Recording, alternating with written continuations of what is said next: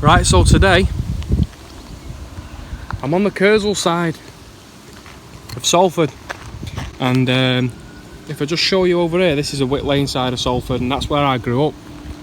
And I've spent most of my childhood playing on these banks here, on the banks of the IRWELL. We used to build dens in there and everything like that, but it's not about me today. It's about the story that I'm about to tell you. And the first spot that we've got today is where I am now. And this is the site of where a Lancaster bomber came crashing down and pretty much blew Regatta Street to smithereens, basically. It's still standing today, so I'm going to go over there and show you that. And then the second location I've got is, who would have ever thought that Salford would have had a prince? Prince LOBENGULA came all the way over from South Africa, and he stayed here for some strange reason and got himself into a bit of bother along the way, but ultimately I'm going to tell you the story on him as well, because it's really interesting and it all took place here in Salford. So let's go.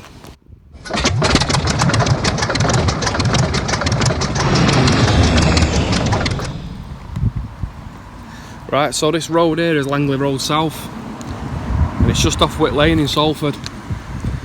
And in 1944, this place where I am today, this was where the warning signs and disaster started to strike for the Lancaster bomber that came sort of flying in right about here, and it's walloped the top of these houses.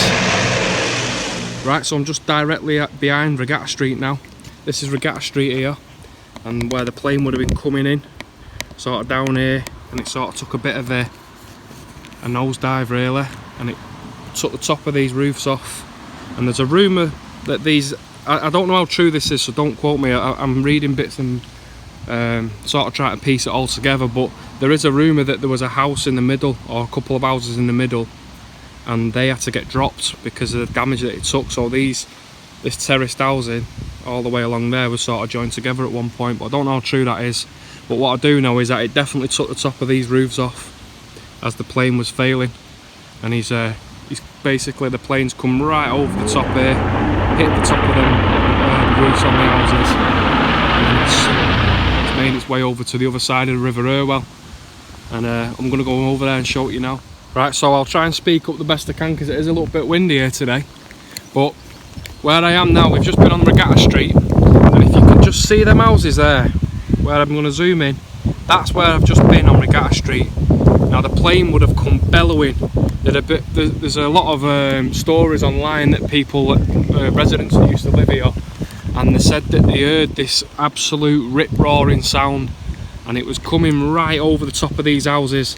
Now it took, as I said before, it took the top of these roofs off, and I don't know why, but I've just got this feeling there's a giant split in the tree line here. So you've got trees, and there's a coincidental split right here. Now I reckon that's probably some sort of damage that the plane sort of did, because it then continues on. So there's just a bit of a coincidental split. It's not fact, but you know, it's just me putting two and two together. I could be completely wrong, but what happened is the plane come plummeting through, and it made its way and crashed on the banking. Now this plane was absolutely loaded to the teeth with ammunition and bombs, because it was ready to go that day. It was ready to take out parts of, ready to do damage in the war. So it was loaded to the teeth with ammunition. Now the plane would have crashed directly where I am now, and then the story has it that it didn't blow up straight away. and the residents heard this plane coming out, and they've all come out and gathered, and then next minute there was a 30-second pause.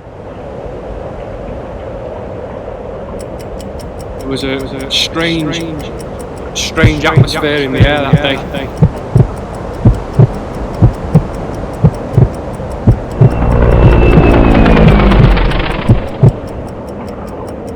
And then all of a sudden there was this gigantic boom.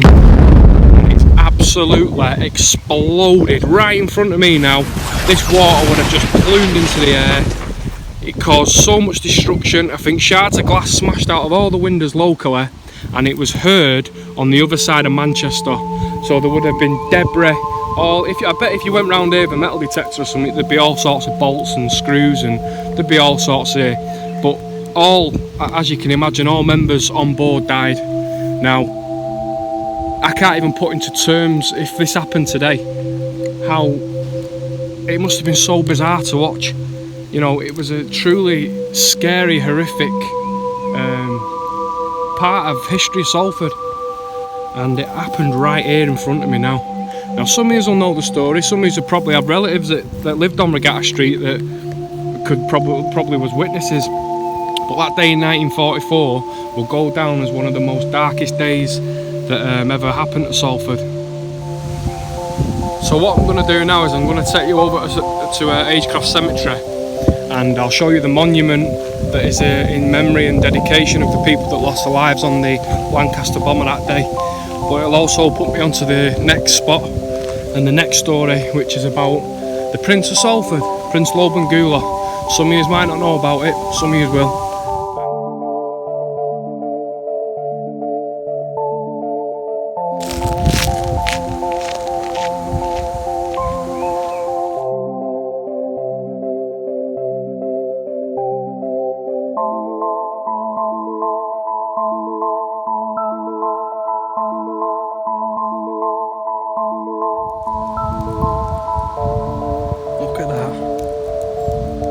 That is urbex in a nutshell, innit?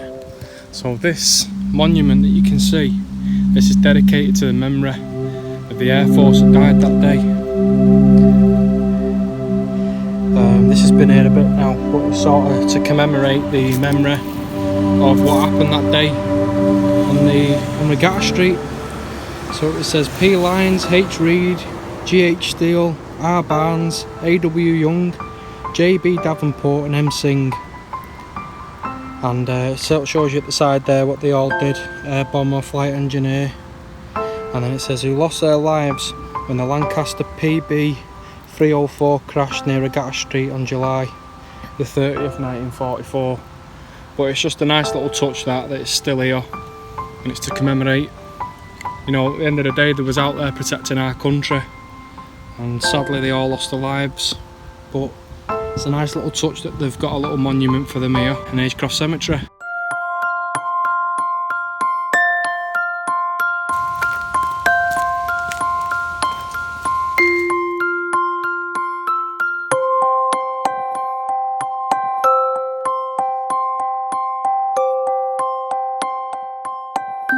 Right, so I'm actually stood at the grave of Salford's very own Prince Peter Lobengula. Now I do have to whisper because there's people at the graves like nearby, and I don't want to get sectioned, you know, thinking I'm some sort of idiot with a camera, some sort of nut job speaking at graves. But basically Peter came over from South Africa on this massive show, like a massive circus show, and they were parading all the elephants and exotic animals that they never got to see back then. They only ever seen them in like magazines and papers and books and stuff like that. And he was the star of the show, the centre of attention, and he was a very charismatic character, and he was very popular with people. Now whilst he was on the show somewhere in Manchester or Salford, he came across a woman and they fell madly in love, and they formed a relationship, and she was called Kitty Jewell. Now when they fell madly in love, he decided that he wanted to stay over in Salford, and they ended up living here. Sadly the relationship ended, and he ended up working funnily enough, he ended up working down the pit in AGECROFT Colliery. So it was a bit of a fall from grace, but all the workers and everything that he worked with absolutely loved him. They said he was a beautiful singer. He was always putting on a show for people, because don't forget, he came from the circus and he was used to the attention. And he made people laugh, but eventually they led him astray. It sort of aims that way anyway in the book, that they sort of did lead him astray. Obviously he's got his own mind, but back then, when you finished work, you went straight to the pub and you hit it hard. And he became a bit of a nuisance to the police and got in trouble quite a few times for being drunk and disorderly. Now sadly he died at the age of just 38 of tuberculosis, but I'm at his grave today, and you know, I've got a lot of respect for him, and when I look at it, I think he must have been such a great character. I'd love to have met him. And you know, if there was a bit of a rumour that he wasn't a prince and that he frauded it all and faked it, and there was a bit of a court hearing and all that, and they decided he was a fraud, but a fraudster or not, I think at the end of the day, he was always, and he always will be, the Prince of Salford, and he'll be our prince. So may he rest in peace.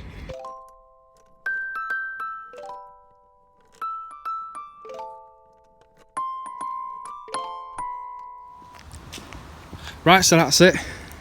2 pieces of Salford history there that some people probably knew and some people didn't know. So you had the World War Lancaster bomber, and you had the story of Prince LOBENGULA, Salford's very own prince. And if you didn't know, next time you're in the cemetery, his grave's beautiful and it's still there. All from 1913, 1914, 1913 I think it was, wasn't it? All them years, it's still there to this day. And you know, just spare a thought next time you're in this, if you're ever in this cemetery, just spare a thought for him. And there's also the tale of the Lancaster bomber crash. You might be walking the dog on banking, or you might just be going for a stroll and never knew that there was a crashed Lancaster bomber, and sadly like 7 people that were on board, and I think there was some injured. There could have possibly someone died from the blast as well. I didn't add that in the video, but I think someone actually did died of the results of the injury. So spare a thought if you're ever knocking about. And yeah, I love like unearthing this. I wouldn't say, you know what I mean, I'm not unearthing, I'm just sort of waking the history back up. The history's always been there, but I feel like it was down to me to sort of wake it up and just let you all know and share a bit of forgotten history, so to speak. So thank you for watching, I really appreciate it, and I couldn't do it without you. I love doing this, and thanks for the support you always give me. And until then, I'll see you next time. Cheers. Well, I mean that there are the colours and the beauties, the designs, the beautiful way things appear. People themselves, dull people that I thought dull, appear fascinating, interesting, mysterious, wonderful. But that's only the beginning. The man was saying it this afternoon, who was taking it. Suddenly you notice that there aren't these separations, that we're not on a separate island shouting across to somebody else and trying to hear what they're saying and misunderstand. You know, you use the word yourself, empathy. These things flowing underneath. We're parts of a single continent. It meets underneath the water.